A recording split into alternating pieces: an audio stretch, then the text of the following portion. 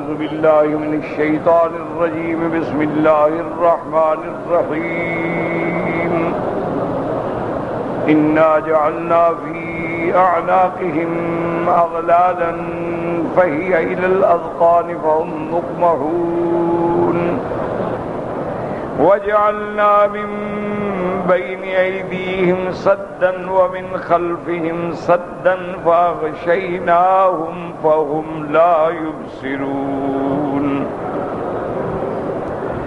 وسواء عليهم أأنذرتهم أم لم تنذرهم لا يؤمنون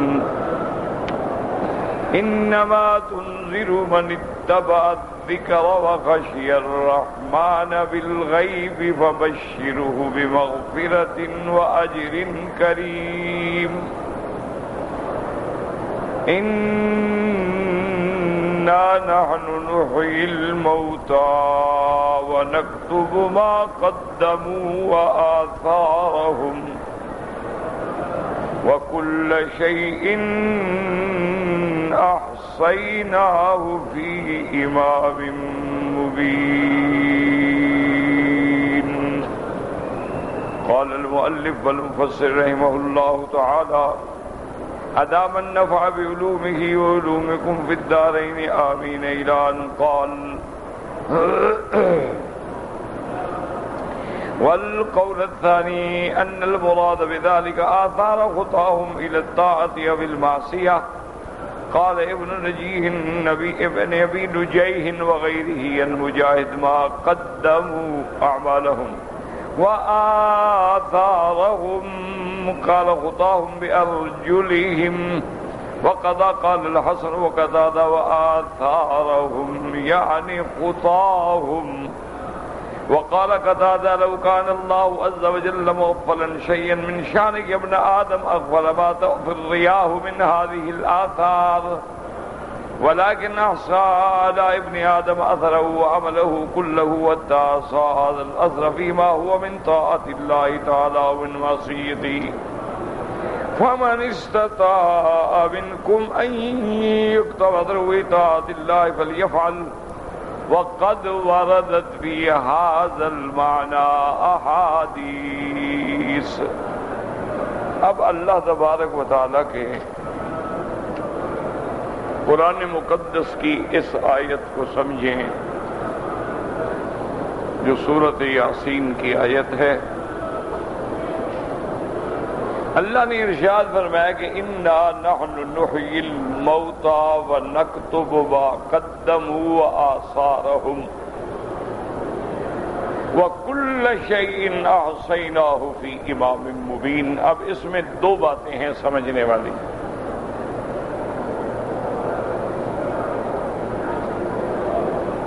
ایک ترجمہ تو یہ ہے کہ انا نحن نحیی الموتى، تحقیق ہم زندہ کریں گے مرنے والوں کو یعنی قبروں سے اٹھائیں.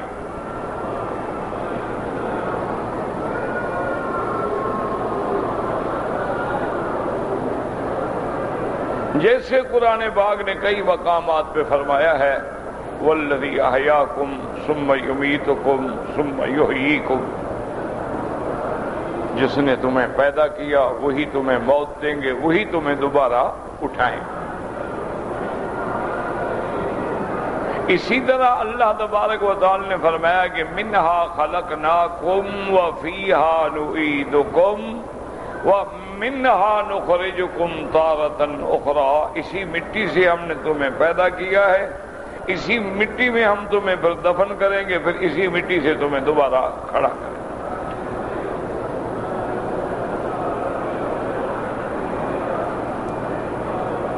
اسی طرح بہت سارے مقامات پہ اللہ نے ارشاد فرمایا ہے کہ ہم مرنے والوں کو دوبارہ اٹھائیں گے اور جب اٹھیں گے تو حیران ہو جائیں گے. قالوا من بعثنا من مرقدنا، کس نے ہمیں اٹھا دیا. هذا ما وعد الرحمن وصدق المرسلون، یہ وہی وعدہ تو ہے جو اللہ کا وعدہ ہے اور انبیاء نے آپ کو بتلایا تھا، آپ لوگ بھول گئے.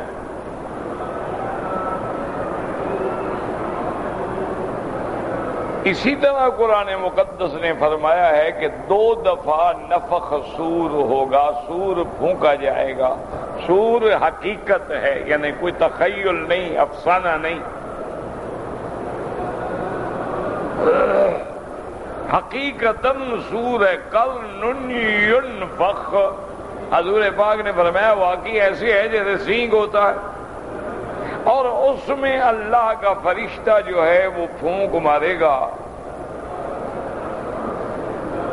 اور ایک حدیث مبارک میں یہ بھی آتا ہے کہ صحابہ نے عرض کیا کہ یا رسول اللہ صلی اللہ علیہ وسلم، ہمارا ایک مشورہ ہے کہ آپ مہربانی فرمائیں، ہمیں حکم دیں۔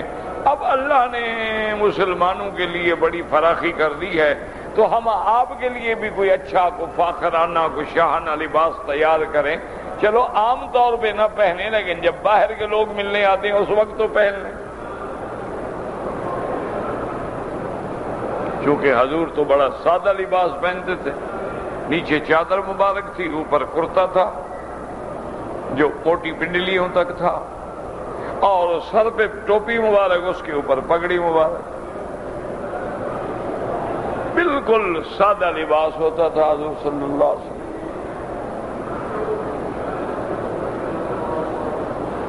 تو حضور صلی اللہ علیہ وسلم نے فرمایا کہ بھئی تم لوگوں کی محبت کا تو شکریہ، لیکن اس سور پہ اللہ کے فرشتے نے واضع فاہ رافع بصرہ الی السماء متی یؤمر ینفخ، اللہ کے فرشتے نے اپنا منہ جو ہے اس سور پہ رکھا ہوا ہے اور آنکھیں آسمان کی طرف اٹھی ہوئی ہیں کہ کب حکم ہوتا ہے کہ میں سور پھونکوں۔ تو جب سور پھونکا جائے گا، قیامت آ جائے گی، ہمیں لباس کی فکر کرنے کی کیا ضرورت؟ مانا یہ تھا قیامت کی فکر کرو، یہ دنیا تو فنا ہونے والی ہے۔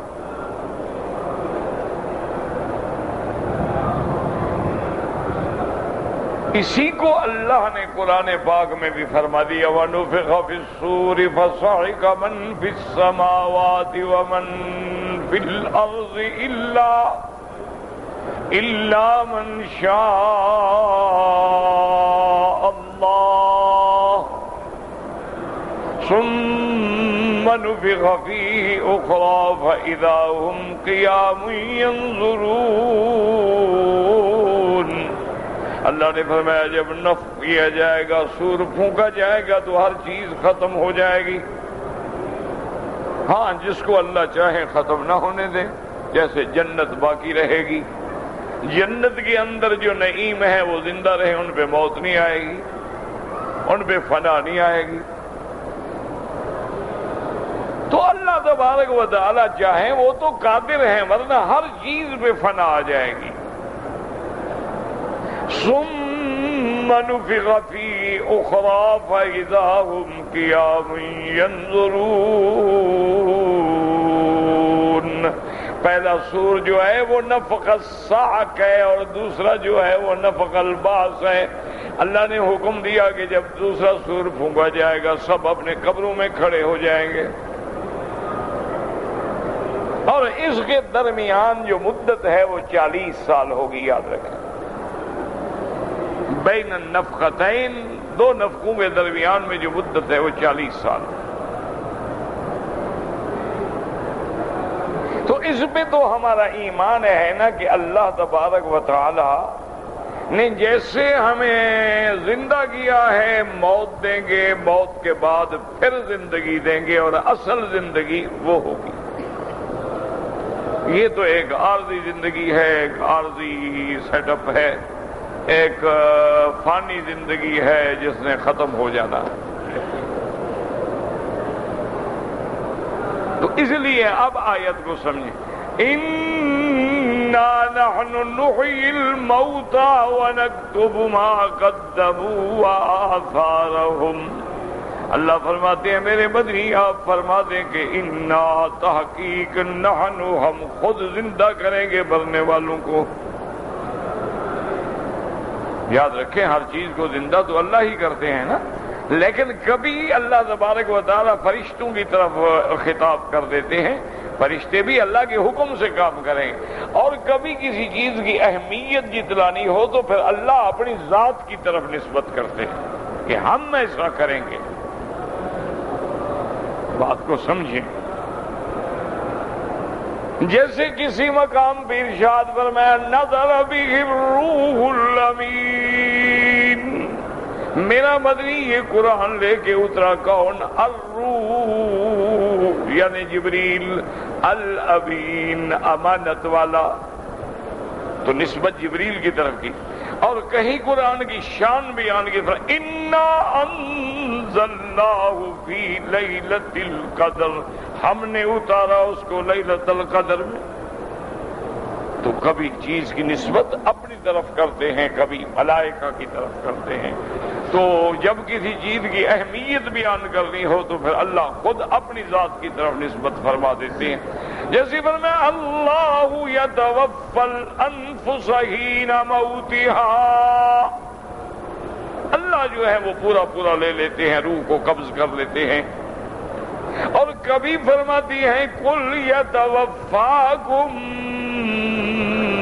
ملک الموت الذی وکل بکم، اللہ نے فرمایا میرا محبوب آپ ان کو فرما دیں کہ تمہاری روح قبض کرتے ہیں وہ فرشتے ملک الموت جس کو اللہ نے یہ کام سونپا ہے. تو کبھی فرشتے کی طرف کبھی اپنی طرف.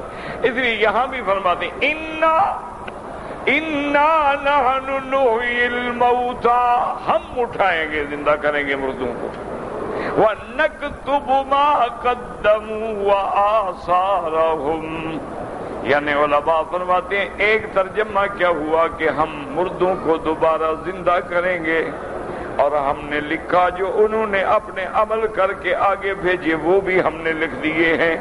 وَآثَارَهُمْ، اور جو پیچھے چھوڑے ہیں وہ بھی ہم نے لکھے ہیں، ہر چیز لکھی ہوئی.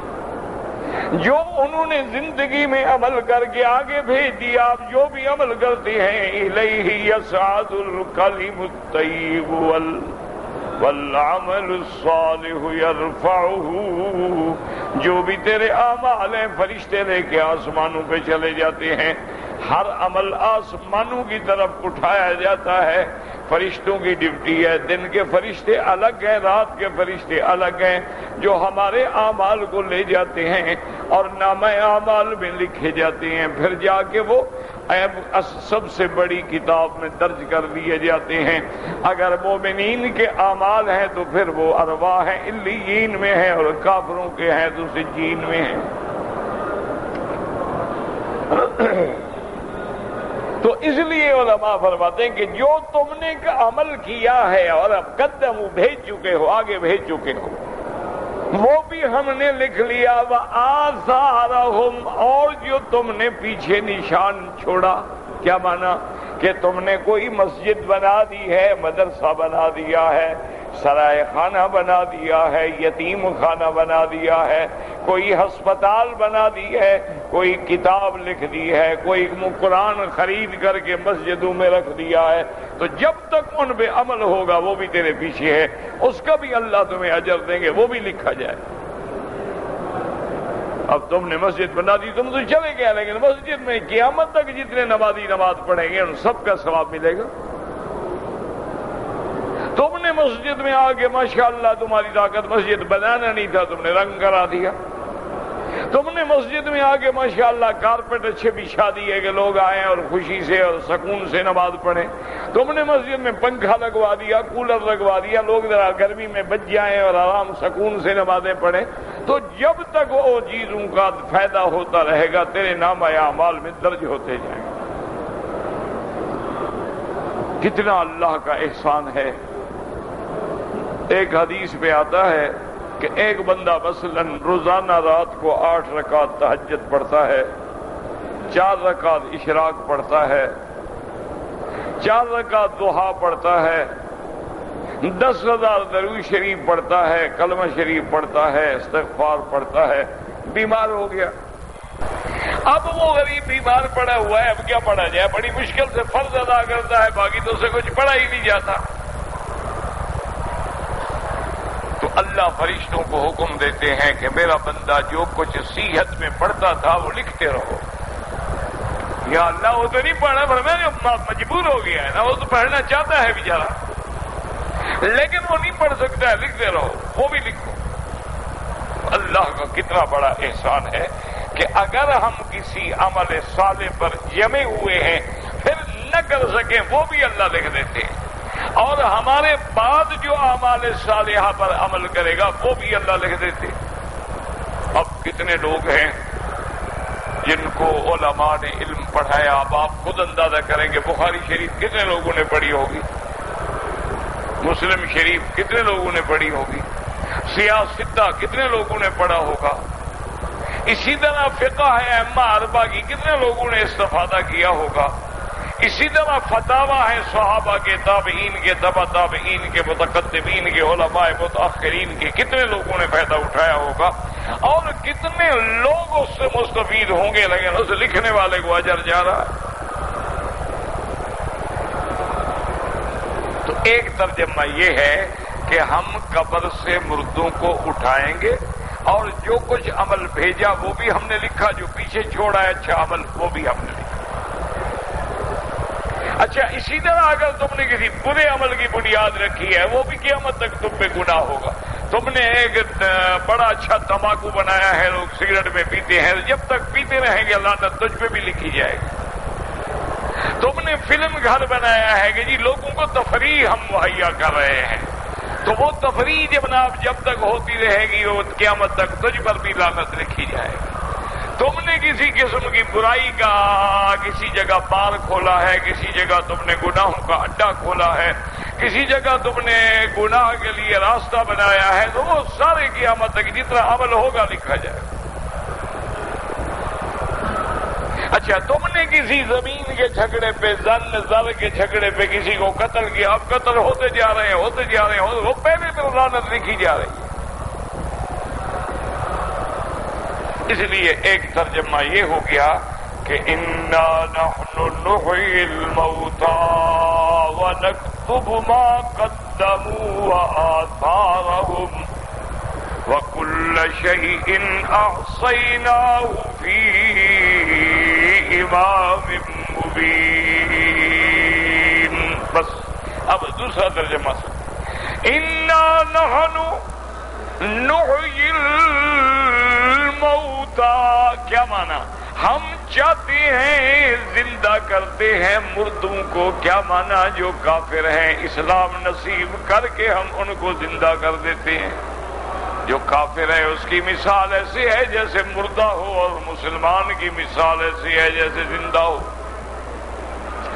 اومن کان میتا فَأَحْيَيْنَاهُ، اللہ فرماتی ہے کہ کیا ایک شخص مردہ ہے پھر ہم نے اس کو زندہ کیا، کیا ماننا؟ وہ کافر ہے، ہم نے ان کو اسلام نصیب کر دیا، اسلام سے وہ زندہ ہو گیا۔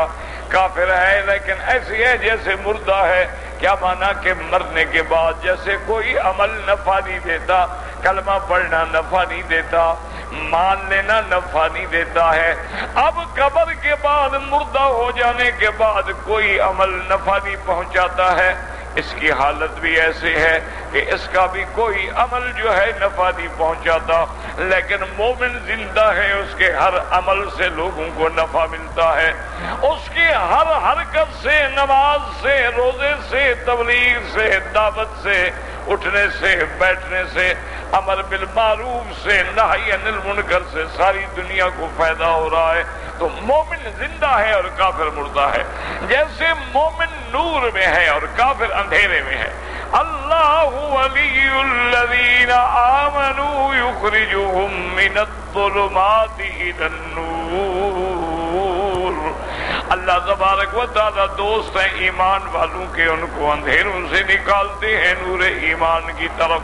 والذین کفروا اولیاءهم الطاغوت، اور جو کافر ہیں ان کے دوست جو ہیں شیطان ہیں، شیاطین ہیں۔ یخرجونہم من النور الی الظلمات، جو ان کو توحید کے ایمان کے نور سے نکال کے شرک میں، کفر میں، بت پرستی میں، قبر پرستی میں، غیروں کی منتوں میں لگا دیتے ہیں۔ تو اس لیے سمجھے بعض علماء فرماتے ان انا نحن نحیی الموتى، ہم زندہ کرتی ہیں موتا کو. کیا مانا؟ کافر ہے ہم نے مسلمان کر دیا. ابو جہل کے گھر میں پیدا ہوا، ہم نے محمد کا غلام بنا دیا.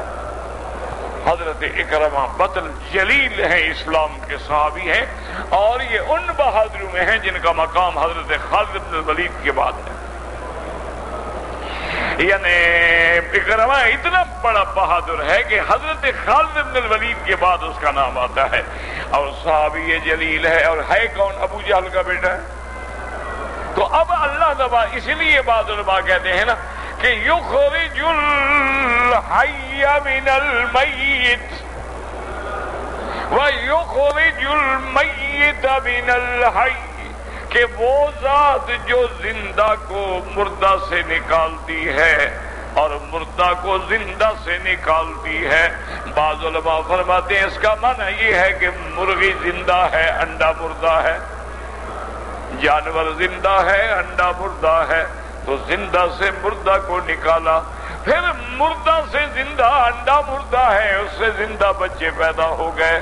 بعض علماء نے یہ فرمایا، بعض علماء فرماتے ہیں نہ، اس کا معنی یہ ہے کہ یخرج الحی، نکالتا ہے زندہ کو، یعنی مومن کو کافر کے نطفے سے پیدا کر دیتا ہے.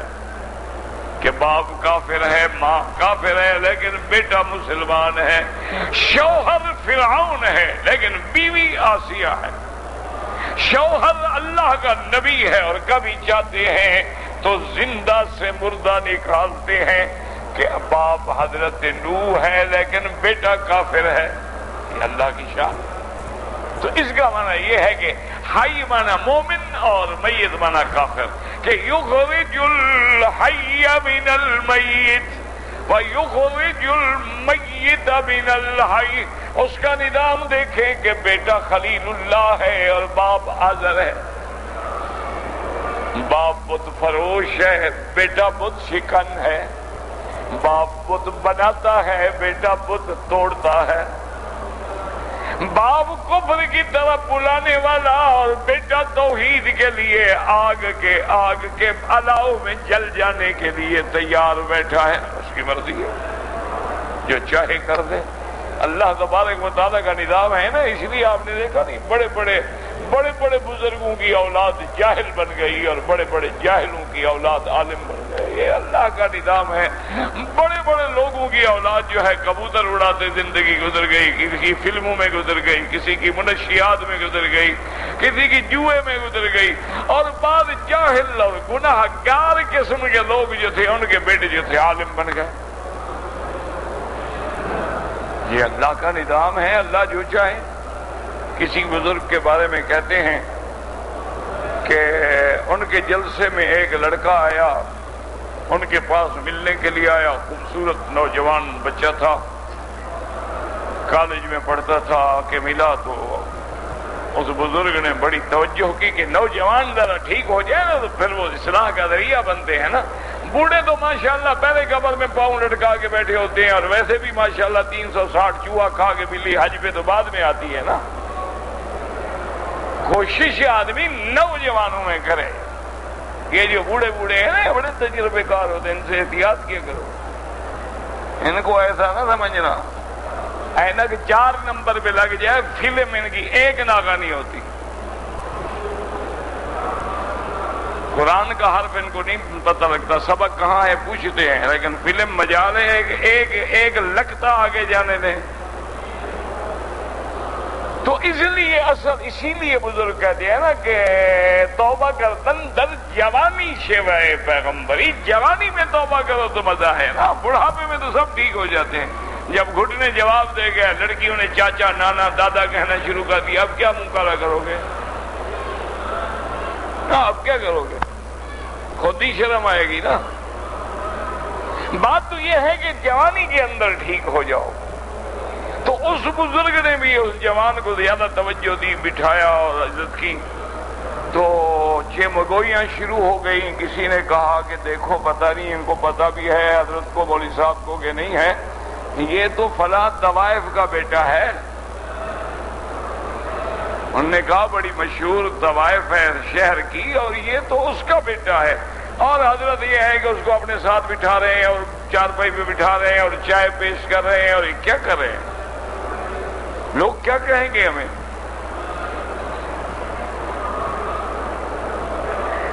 نہیں، جیسا کوئی ہوگا پاگل بیوقوف، اس نے آ کے حضرت کو کہہ بھی دیا کان میں کہ حضرت یہ جس لڑکے کی آپ اتنا خاطر مدارات کر رہے ہیں، یہ یہاں کی ایک بڑی نامور طوائف ہے، گانے والی ہے، مغنیہ ہے، اور یہ اس کا بیٹا ہے، اور اللہ جانے بیچارہ کہاں نکاح سے پیدا ہوا، زنا سے پیدا ہوا، کہاں سے پیدا ہوا۔ تو بہرحال آپ اس کو اتنی لفٹ تو نہ کرائیں، سارے لوگ جانتے ہیں اور وہ بڑے برے نظروں سے آپ کو دیکھ رہے ہیں۔ آپ نے فرمایا اچھی ایسی بات ہے؟ انہوں نے کہا ہاں جی ایسی بات۔ انہوں نے کہا اچھا بات سنو، آج میری جب تقریر ہوگی نا، یہ لڑکا صدر بنے گا جلسے کا، اگر یہ صدر نہ بنے تو میں تقریر بھی نہیں کرتا، جاؤ دفع ہو جاؤ۔ اب جناب اس کو کیسے صدر بنائیں؟ بہرحال لوگ مجبور ہو گئے، اور انہوں نے تقریر کے دوران میں کہا کہ مولا یہ پتہ نہیں طوائف کا بیٹا ہے، پتہ نہیں کس کا بیٹا ہے، اس کو بھی ماں نے جینا ہے، اور میں اس کو پکڑ کے تیرے دین کی صدارت کی سٹیج پہ لے آیا ہوں، اب اس کے دلوں کو پھیرنے والا تو ہے۔ وہ لڑکا اتنا بڑا عالم بنا کہ ہم اس کی جوتیاں بھی اٹھانے کے قابل نہیں۔ میں نام نہیں لیتا تھا کہ بلا وجہ اس بیچارے کی عزت و عظمت پہ حرف نہ آئے، تاکہ جو نہیں جانتے وہ تو نہ جان جائے نا۔ تو یہ تو اللہ کا نظام ہے، وہ جب چاہیں جس کو چاہیں پھیر دیں۔ ابراہیم ابن ادہم کون ہے؟ عبداللہ ابن المبارک کون ہیں؟ فضیل ابن عیاض کون ہیں؟ یہ بڑے بڑے لوگ ہیں جو امیر المومنین فی الحدیث ہیں، لیکن ایک عورت کو ملنے کے لیے وعدے پہ جا رہے تھے، عورت کی ملنے کی انتظار میں چھپ کے دیوار کے ساتھ کھڑے تھے۔ مسجد میں ایک آدمی نماز تہجد پڑھ رہا تھا، اس نے کہا الم یعن للذین آمنوا ان تخشع قلوبهم لذکر اللہ، کیا اب بھی وہ وقت نہیں آیا کہ لوگوں کے دل اللہ سے ڈر جائیں؟ بس وہیں کھڑے ہو گئے، واپس آئے اور کہا میں ڈر گیا ہوں، مجھے توبہ کرو۔ اس کے بعد پتہ ہے کون بنے؟ امیر المومنین فی الحدیث، امام بخاری کا بھی استاد ہے، ابراہیم ابن ادہم، جو اولیاء اللہ کا سرتاج ہے۔ کون ہے؟ بادشاہ ہے، ٹھوکر لگی اللہ نے ولی بنا دیا۔ یہ تو اس کا اس لیے بعض علماء کہتے ہیں کہ یخرج الحی من المیت، کہ زندہ کو ہم مردہ سے نکالیں، مردہ کو زندہ سے نکالیں۔ نوح کے گھر میں کافر پیدا کر دیں، اور آزر کے گھر میں خلیل اللہ پیدا کر دیں، اور ہم ولید کے گھر میں خالد پیدا کر دیں، ابو جہل کے گھر میں اکرمہ پیدا کر دیں، ہماری مرضی ہے۔ یہ ہمارا نظام ہے، کوئی ہمیں اس میں چیلنج نہیں کر سکتا۔ تو اب دوسرا ترجمہ سمجھیں، اِنَّا نَحْنُ نُحْيِي الْمَوْتَى وَنَكْتُبُ مَا قَدَّمُوا وَآثَارَهُمْ۔ اللہ فرماتے ہیں ہم چاہیں تو زندہ کرتے ہیں مردہ کو۔ کیا مانا؟ کافر کو ایمان دے دیتے ہیں، مسلمان بنا دیتے ہیں، زندہ کر دیتے ہیں، اندھیروں سے نکال کے روشنی میں لے آتے ہیں۔ وَنَكْتُبُ مَا قَدَّمُوا، جو عمل کرتا ہے ہم لکھتے ہیں، ایک ایک عمل اس کا محفوظ ہے، یہ نہیں کہ ضائع چلا جائے، چھوٹے سے چھوٹا عمل جو ہے وہ بھی لکھا ہوا ہے۔ وَآثَارَهُمْ، کیا مانا آثارہم؟ اللہ نے فرمایا کہ ہم ان کے پاؤں کے نشان جو ہیں ان کو بھی ضائع نہیں کرتے، ان پہ بھی ہم ثواب دیتے ہیں۔ اس لیے حدیث میں آتا ہے کہ ایک قبیلہ حضور پاک کی خدمت میں آئے، قبیلہ بنو سلمہ حضور کی خدمت میں آئے کہ یا رسول اللہ صلی اللہ علیہ وسلم، ہمارے گھر جو ہیں وہ مسجد نبوی سے بڑے دور ہیں۔ یا رسول اللہ ہمارے گھر دور ہیں اور ہر نماز میں جماعت میں آنا ہوتا ہے، ہمیں تکلیف ہوتی ہے، ہمیں اجازت ہے ہم مدینے کے قریب آ جائیں، جگہ بھی خالی ہے۔ اس زمانے میں کوئی اتنا بڑا ازدحام تو نہیں تھا۔ حضور نے سوچا، اس کے بعد فرمایا نہیں رہنے دو، تم جہاں ہو وہیں رہو۔ کیوں؟ فرمایا دیارکم تكتب آثاركم، جہاں تمہارے گھر ہیں وہاں سے جب چل کے آتے ہو تو ایک ایک قدم تمہارا لکھا جاتا ہے اور اس پہ اللہ تمہیں اجر دیتے ہیں. تو جتنے قدم زیادہ اٹھاؤ گے اتنا ثواب زیادہ ملے گا. کیوں قریب آتے ہو اللہ کے بندے؟ جتنا دور سے آؤ گے، جتنی مشقت کر کے آؤ گے، اتنی ثواب بھی تو پھر تمہیں زیادہ ملے گا. تو آثار کہتے ہیں نشان، پاؤں کا نشان. نشان جو ہے اس کو عربی میں آثار کہا جاتا ہے. تو اللہ نے فرمایا ہم ان کے قدموں کے جو نشان ہیں ہر قدم قدم پہ ثواب دیتے ہیں.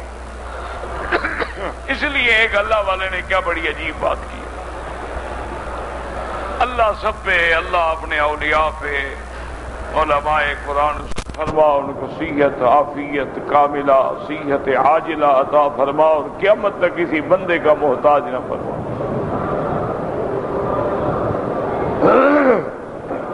انہوں نے کہا کہ بندے، انہوں نے کہا غور کرو کہ اگر اللہ نعوذ باللہ غافل ہوتے، یعنی چلو پرواہ نہ کی، تو یہ جو تیرے پاؤں کے قدم ہیں زمین پہ رکھتے ہو ہوا مٹا دیتی ہے، اللہ تو ان کو بھی نہیں مٹنے دیتے، لکھ لیتے ہیں. تو جو تیرے قدموں کے نشان یعنی جو مٹ جانے والے نشان ہیں، ہوا چلی نشان ختم ہو گئے، لیکن اللہ فرماتے ہم نے وہ بھی تیرے لیے لکھ رکھے ہیں کہ تم نے کتنے قدم اٹھا کے طواف کیا، تم نے کتنے قدم اٹھا کے مسجد میں جا کے جماعت کے ساتھ نماز پڑھی ہے. تو جو مولا تیرے ان مٹنے والے نشانوں سے غافل نہیں ہے، وہ تیرے باقی اعمال سے کیسے غافل ہوگا؟ مانے یہ ہے کہ اس کے سامنے ہر چیز ہے. اسی لیے قرآن دوسری جگہ کہتے فَلَا يَحْسَبَنَّ اللَّهَ غَافِلًا عَمَّا يَعْمَلُ الظَّالِمُونَ. اللہ فرماتا ہے کافرو یہ گمان نہ کرو کہ تمہارے ظلم سے اللہ غافل ہے. تم اسلام کو مٹا رہے ہو، مسلمانوں کو قتل کر رہے ہو، مسلمانوں کے خون سے ہولی کھیل رہے ہو، تم اللہ کے قرآن کی توہین کر رہے ہو، محمد مدنی کی توہین کر رہے ہو. کبھی فلمیں بناتے ہو، کبھی کارٹون بناتے ہو، کبھی ڈرامے بناتے ہو، کبھی ویب سائٹ پہ آ کے تم اپنی گندی اور خبیث حرکتیں اجاگر کرتے ہو. کیا سمجھتے ہو اللہ غافل ہے؟ نہ، اللہ سب جانتے ہیں، اللہ سب جانتے ہیں، لیکن مہلت کیوں دی ہے؟ فرمایا انما یؤخرہم لیوم، انما یؤخرہم لیوم تشخص فیہ الابصار. اللہ فرماتا ہے بدبختو میں نے تو تم کو چھوڑ دی ہے، مہلت دی ہے، کر لو، کتنی گستاخی کر سکتے ہو. اس دن کا انتظار کرو جس دن آنکھیں پھٹی رہ جائیں گی، پھر ہم ایک ایک حرکت کا بدلہ لیں گے. اللہ یہ نہیں کہ اللہ تمہیں چھوڑ دیں گے، یہ نہ تصور کرو. اور خاص طور پہ یاد رکھیں اللہ تبارک و تعالی گستاخ نبی سے تو ہر حال میں بدلہ لیتے ہیں. یہ اللہ کا وعدہ ہے انا کفیناک المستہزئین الذین یجعلون مع اللہ الہا آخر فسوف یعلمون.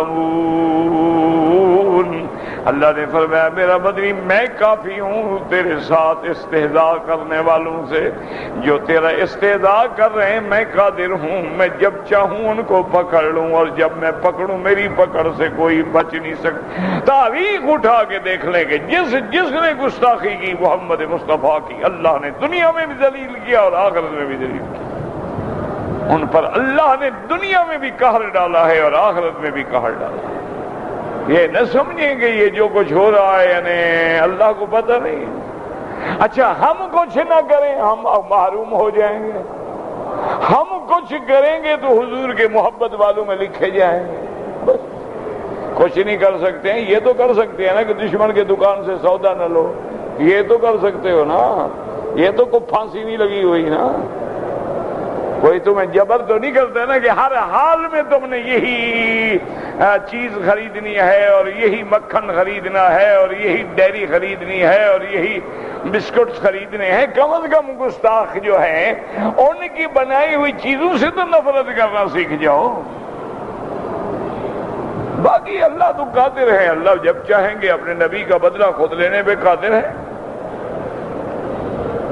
اور انہوں نے فرمایا کہ ان اللہ عزیز، غالب بھی ہے، ذو انتقام، اور بدلہ لینے والے بھی ہیں، اور بدلہ لیں گے انشاءاللہ۔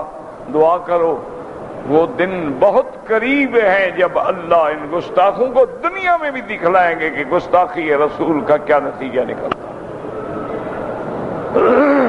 دنیا میں دیکھ لیں گے بہت جلدی، کوئی ایسی بات نہیں ہے۔ لیکن یہ جو فیصلے ہوتے ہیں نا بادشاہوں کے، ان میں جلدی وہ نہیں ہوتی جو آپ کی میری جلدی ہوتی ہے۔ وہاں معاملات میں اپنا ایک ٹھہراؤ ہے، ایک فیصلہ ہے۔ جیسے انہوں نے فرمایا قیامت قریب ہے، اب 1000 سال گزر گئے لیکن قریب ہے۔ کیا معنی؟ آ رہی، ہر آنے والی چیز قریب ہوتی ہے جب اور 2000 سال گزر جائے تو اس لیے اب دو طرح، ایک ترجمہ کیا ہوا کہ جو عمل انہوں نے پیچھے چھوڑا تھا وہ لکھا جاتا ہے، ایک عمل یہ ہوا کہ جو عمل کریں وہ بھی لکھتے ہیں، اور جو اپنے نشان قدم ہے ہر قدم پہ بھی ہم ان کو نیکی دیتے ہیں۔ تو اب دو قول ہو گئے، اس لیے مفسر رحمت اللہ علیہ فرماتے ہیں، اور دونوں اقوال کے لیے احادیث مبارک جو ہیں موجود ہیں کہ خطاہم الی الطاعۃ او المعصیۃ، اگر بھلائی کے لیے چل رہے ہو اس بھی قدم پہ ثواب ملے گا، گناہ کے لیے چل رہے ہو عذاب ملے گا۔ اس لیے فرماتے ہیں حضرت مجاہد ما قدموا یعنی اعمالہم وآثارہم قال خطاہم بارجلہم، آثارہم کا معنی جو چپاؤں سے چل کے نشان چھوڑے ہیں وہ لکھے جا رہے ہیں۔ وقضا قال حسن وقتادہ آثارہم یعنی خطاہم، وقال قتادہ، حضرت قتادہ فرماتے ہیں لو کان اللہ عز وجل مغفلا شیئا من شان ابن آدم، اگر اللہ تبارک و تعالیٰ کسی چیز کو چھوڑنا چاہتے ابن آدم تو تمہارے پاؤں کے نشان جو ہیں ان کو چھوڑ دیتے، کہ جب تم پاؤں رکھتے ہو نشان بنتا ہے، ہوائیں مٹا دیتی ہیں، لیکن اللہ نے تیرے ان نشانوں کو بھی محفوظ رکھا ہے، لکھا ہوا ہے۔ اگر خیر کی طرف بڑھے ہیں تو اجر ملے گا، شر کی طرف بڑھے ہیں تو اس پہ سزا ملے گی۔ ولیکن احصى ابن آدم اثره عمله كله والتعصى هذا الاثر فيما هو من طاعة الله او من معصيته فمن استطاع منكم، حضرت قتادہ فرماتے ہیں جو شخص چاہے کوشش کرے کہ اس کے قدم طاعت میں لکھے جائیں، معصیت میں نہ لکھے جائیں۔ پہلی حدیث جو اس پہ دلالت کرتی ہے، قال الامام احمد حدثنا عبد الصمد قال حدثنا ابی قال حدثنا الجریری عن ابی نضرۃ عن جابر بن عبد اللہ رضی اللہ عنہما قال خلت البكاء حول المسجد فاراد بنو سلمہ ان ينتقلوا قرب المسجد بلغ ذلك رسول اللہ صلی اللہ علیہ وسلم۔ حضرت جابر بن عبداللہ سے روایت ہے، وہ فرماتی ہیں کہ مسجد نبوی کے قریب کچھ جگہ خالی ہو گئی تو بنو سلمہ نے ارادہ کیا کہ ہم دور سے یہاں منتقل ہو جائیں۔ حضور کو خبر پہنچی، آپ نے فرمایا انہ بلغنی انکم تریدون ان تنتقلوا قرب آثارکم دیارکم تکتب آثارکم۔ حضور نے فرمایا مجھے خبر پہنچی ہے کہ تم مسجد کے قریب آنا چاہتے ہو، نہیں دور رہو، جتنے تمہارے قدم ہیں اتنی نیکیاں لکھی جاتی ہیں، قیامت کے اندر تمہارے اعمال میں اضافہ ہوگا۔ تو آدمی عبادت میں جتنی مشقت اٹھاتا ہے، جتنی تکلیف کرتا ہے، الاجر علی قدر النسب، اللہ اس کو اس کی تکلیف کے مطابق اجر دیتے ہیں۔ وہاں قضا رواہ مسلم بن ابی سعید الجریری وقحمص بن الحسن کلاہما عن ابی نضرۃ منذر بن مالک قصد عبدی عن جابر رضی اللہ تعالی عنہ بہ۔ تو یہ حدیث جو ہے حضرت جابر رضی اللہ تعالی عنہ سے ہے۔ اور اب یہ دو قول ہو گئے، ایک قول وہ ہے جو مرنے کے پیچھے کام چھوڑ گئے، ایک قول یہ ہو گیا جو ہم قدم بڑھاتے ہیں نیکی میں وہ لکھے جاتے ہیں۔ واللہ عالم۔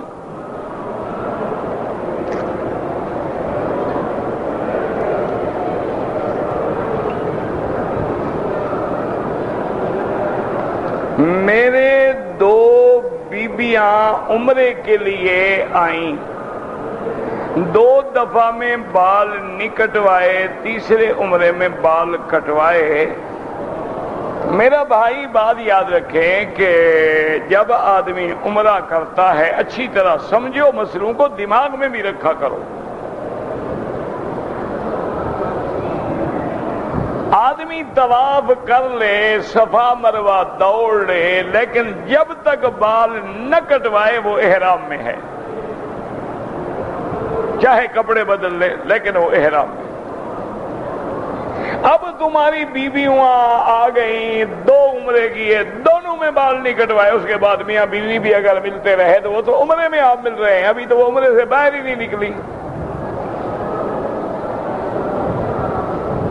تیسرے عمرے میں جا کے تم نے بال کٹوائے ہیں، تو بہرحال پہلے جو غلطی کی ہے اس کی ایک بکری بطور دم دیں، اور دم کا معنی یہ ہوتا ہے کہ مکہ مکرمہ حدود حرم میں جا کر کسی بھی منڈی میں بکرا بکری دمبا جو بھی ملے وہ لے کے ذبح کر کے فقراء مکے کے رہنے والے غریبوں کو دے دو، تقسیم کر دو، وہ کھا لیں اور استغفار کرو اور آئندہ احتیاط کرو۔ یہ سارے مسئلے عمرہ پہ جانے سے پہلے یاد کیا کرو، یہ نہیں کہ غلطی کر کے یاد کرو۔ اب چھوٹی سی کتابیں ہیں 4 ورقے کی، اردو ہے، انگریزی ہے، عربی ہے، فرانسیسی ہے، عمرے پہ آنے سے پہلے 2 دفعہ 3 دفعہ پڑھ لو گے عمرہ کیا ہے، نیت کیا ہے، احرام کیا ہے، طواف کیا ہے، رمل کیا ہے، التباء کیا ہے، سعی کیا ہے، قصر کیا ہے، حلق کیا ہے، 2 دفعہ پڑھو گے بس مسئلے سمجھ آ گئے۔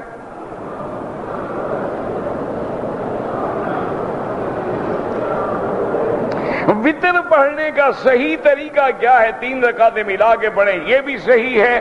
2 پہ سلام پھیر کے 1 رکعت پڑھیں، پڑھتے تو وہ بھی 3 رکعت ہے نا، کبھی آپ نے دیکھا 1 رکعت پڑھی ہو؟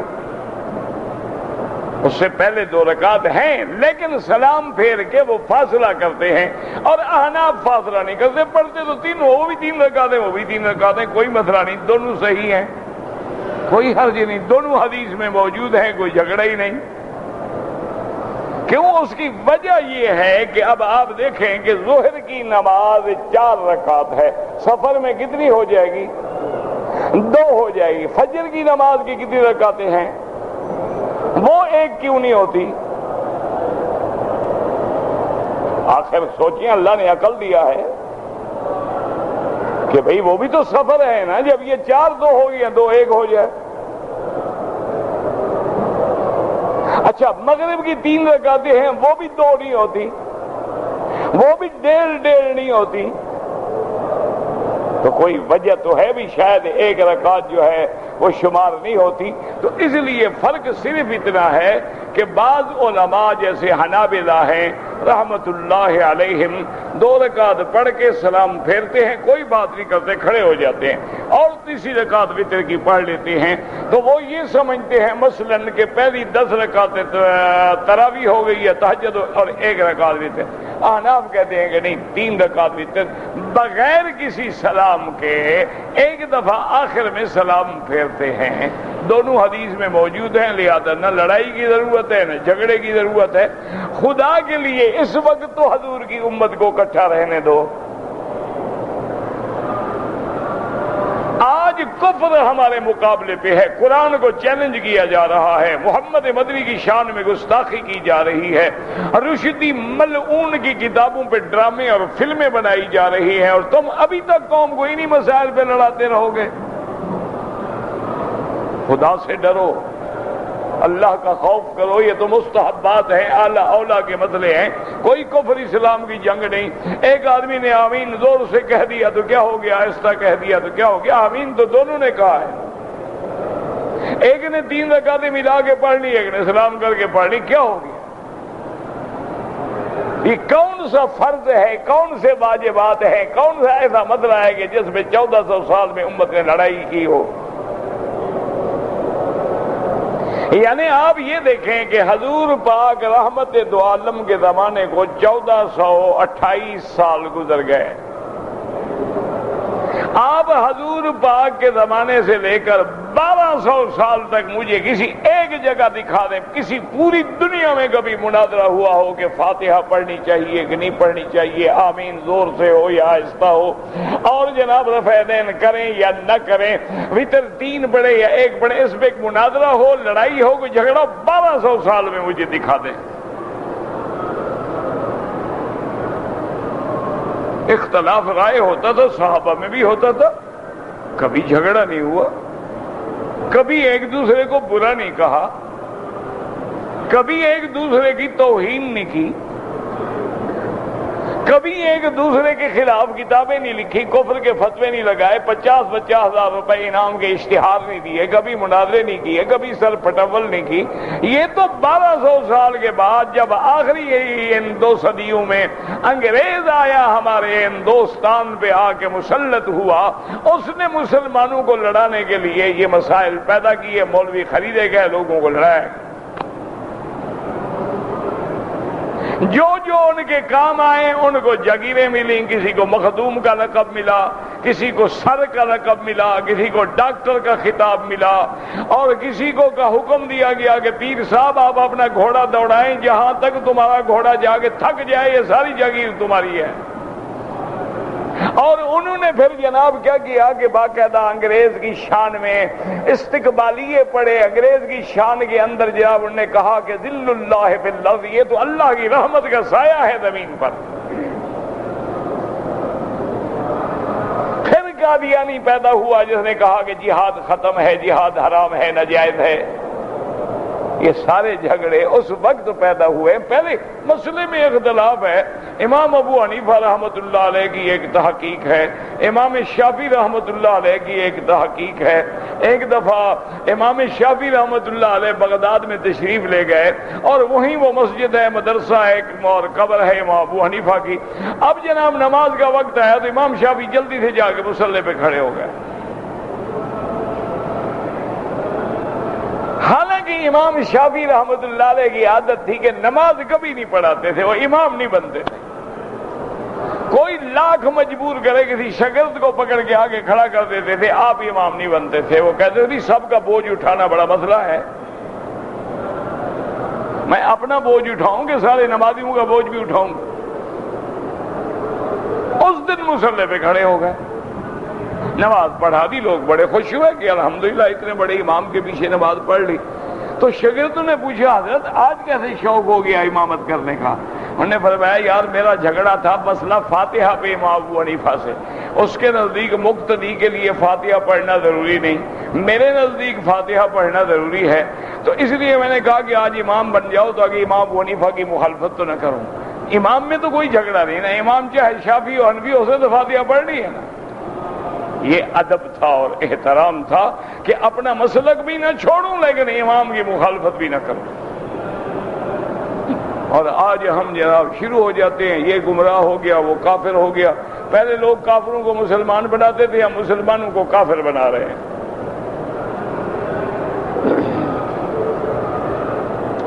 داڑھی کو آدمی سیٹ کروائے جائز ہے۔ حضرت عبداللہ ابن عمر، حضرت عمر یاخذ من طولها وعرضها آپ کہتے تھے، اور ایک قبضے کے برابر داڑھی ہوتی تھی۔ ہمارے ہاں جنازہ اونچی آواز، اچھا ایمان سے کہیں 1200 سال میں آپ نے جنازہ کبھی اونچی آواز میں سنا تھا؟ اچھا 1200 سال کو بھی چھوڑو، آج سے 50 سال پہلے۔ اچھا اب جو لوگ اونچی آواز میں جنازہ پڑھا رہے ہیں، ان کے ماں باپ دادے جو مر گئے ہیں ان کو اونچی آواز میں پڑھا کے دفن کیا گیا، نیچی آواز میں پڑھایا گیا؟ یہ ایک نیا مسئلہ پیدا کرو، لڑائی ہو دنیا میں۔ ایک تحقیق کرو جی، آج ہمیں سنت معلوم ہوئی ماشاءاللہ، یعنی آج تک سارے علماء جاہل تھے۔ انا للہ و انا الیہ راجعون۔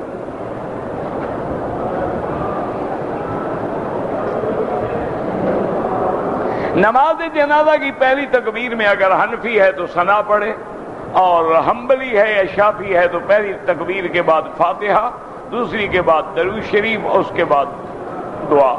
اور حنفی پہلی تکبیر کے بعد سبحانک اللہم و بحمدک، اس کے بعد درود اور پھر دعا۔ چونکہ احناف کے نزدیک یہ نماز کی طرح ہے، ورنہ نماز نہیں ہے۔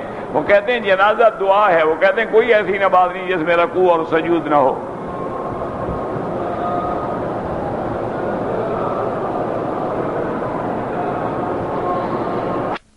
آپ اگر جنازہ آ جائے پڑھ لو، نہ بھی پڑھو گناہگار نہیں، چونکہ فرض کفایہ ہے، کسی نے پڑھ لیا کافی ہے۔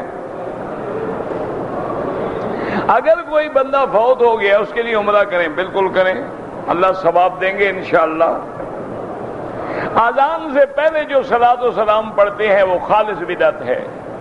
سنت یہ ہے کہ جب اذان ہو اسی طرح تم کہو جیسے مؤذن کہتے ہیں اللہ اکبر، تم بھی کہو اللہ اکبر، اور جب اذان ختم ہو جائے درود شریف پڑھو۔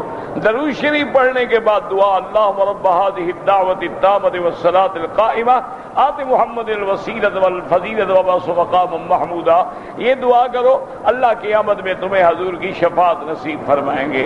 باقی یہ ہمارے ہاں جو رواج بن گیا صلاۃ و سلام پڑھو، بعض صلاۃ و سلام پڑھتے ہیں، بعض درود تاج پڑھتے ہیں، اچھا بات کو نہ آئے تو کیسے لگا دیتے ہیں کہ چلو کچھ نہ ہو تو وہاں بھی تو چڑھے گا نا۔ مقصد تو لڑانا ہے نا قوم کو، کوئی حضور سے محبت تھوڑی ہے۔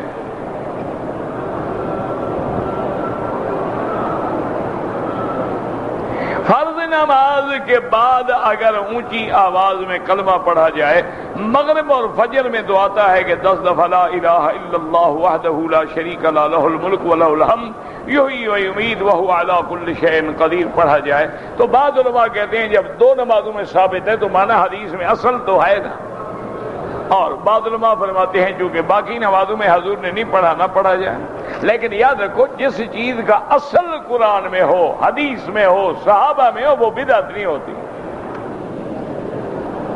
ایک ہے ہمارے ہاں جو رواج بن گئے، اللہ ان سے بچائے، بہرحال جی قبر والے کا واسطہ دے کے مانگنا ناجائز ہے۔ اگر جائز ہوتا تو حضور حضرت ابراہیم کا واسطہ نہ دیتے کعبۃ اللہ میں، لیکن آپ نے جو دعا مانگی وہ کیا تھی؟ ربنا آتنا فی الدنیا حسنۃ وفی الآخرۃ حسنۃ فقنا عذاب النار، اور جب صفا پہ گئے تو فرمایا لا الہ الا اللہ وحدہ نصر عبدہ اعز جندہ ہزم الاحزاب وحدہ لا شیء قبلہ ولا شیء بعدہ لا الہ الا اللہ وحدہ لا شریک لہ، اور فرمایا رب اغفر وارحم واعف وتکرم وتجاوز ما تعلم انک تعلم ما لا نعلم۔ تو حضور پاک نے تو کسی کا واسطہ نہیں دیا، تو کیا اللہ کے جو پیغمبر پہلے گزرے ہیں وہ تیرے پیروں سے بھی ان کا درجہ کم تھا؟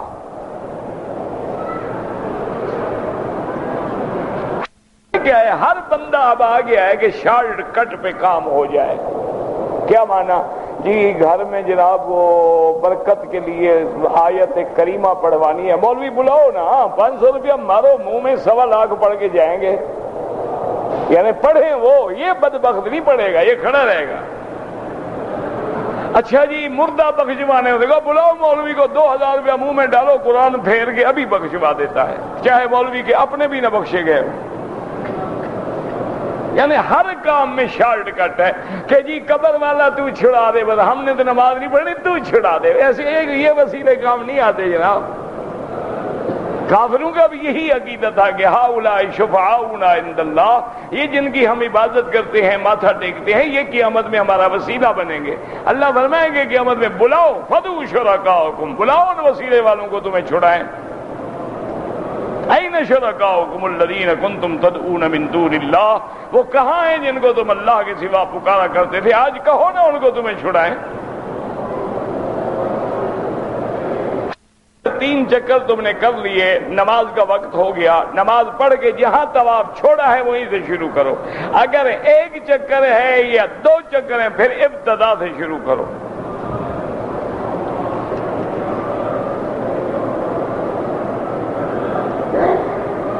میرا آنا عصر کے بعد طواف کرو تو حنفی حضرات کے نزدیک 2 رکعت مغرب کے بعد پڑھو، باقی ائمہ کے نزدیک حرم میں جائز ہے۔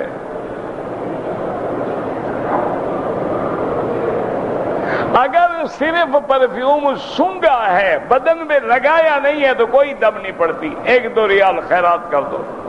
اگر بدن پہ لگا لیا ہے تو دم پڑ گئی۔ استخارے کی نماز رات کو نیند جانے میں جب چاہو دن میں پڑھو، رات کو پڑھو، کوئی ضروری نہیں کہ آپ استخارہ پڑھ کے سو جائیں، آپ استخارہ کریں اللہ پہ چھوڑ دیں بس۔ مسجد نبوی میں 40 نمازیں پڑھنا ضروری نہیں ہے، اللہ 40,000 نصیب کرے، لیکن وہ حدیث جو ہے فضیلت ہے، ضروری نہیں ہے۔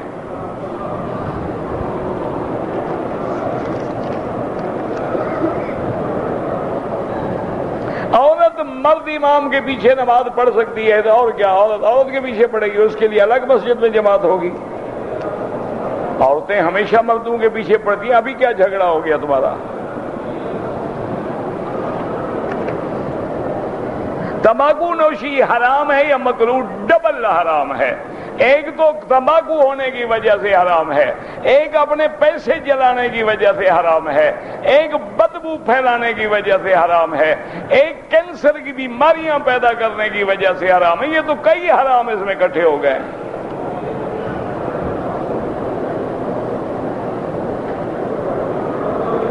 اگر ہم گاڑی خریدیں فکس انٹرسٹ پر، وہ حرام ہے، سود ہے۔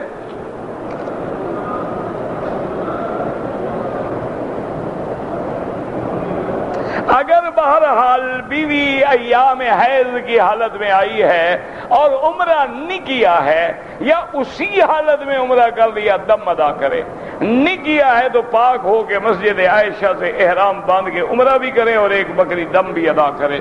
ربنا تقبل منا انك انت السميع العليم وتب علينا انك انت التواب الرحيم صلى الله تعالى على خير خلقه سيدنا محمد وعلى اله واصحابه اجمعين اللهم صل على سيدنا محمد وعلى ال سيدنا محمد وبارك وسلم اللهم انا نعوذ بك من جهد البلاء ودرك الشقاء وسوء القضاء وشماتة وفقنا عباده صلى الله تعالى على خير خلقه سيدنا محمد وآله آله آله آله آله آله آله آله آله آله آله آله